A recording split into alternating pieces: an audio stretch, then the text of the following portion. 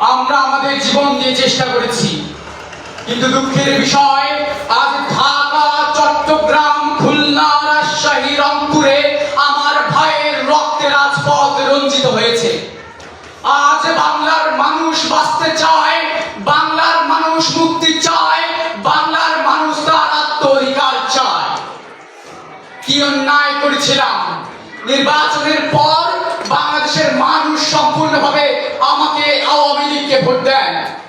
আমাদের national assembly বসবে, আমরা সেখানে শাসনতন্ত্র তৈরি করব এবং এদেশকে আমরা গড়ে তুলব। এদেশের মানুষ অর্থনৈতিক, রাজনৈতিক ও সাংস্কৃতিক মুক্তি পাবে।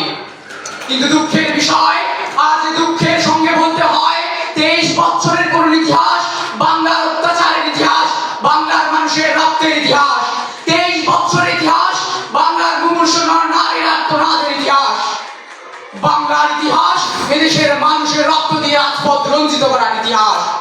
1952 সালে রক্ত দিয়েছি, 1954 সালে নির্বাচনে জয়লাভ করেও আমরা ঘুরতে বসতে পারি নাই।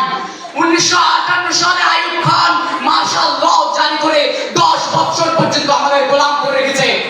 1966 সালের 6 দফা আন্দোলনে 7 জুনে আমার ছেলেদের গুলি করে হত্যা করা হয়েছে।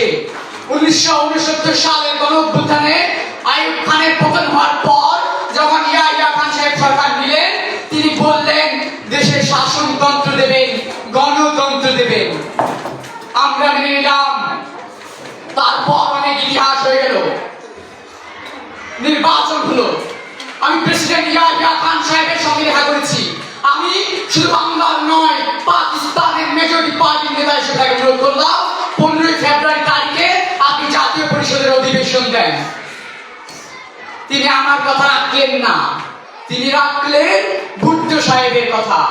তিনি বললেন প্রথম সপ্তাহে মার্চ মাসে হবে। আমরা বললাম ঠিক আছে, আমরা অ্যাসেম্বলিতে বসবো।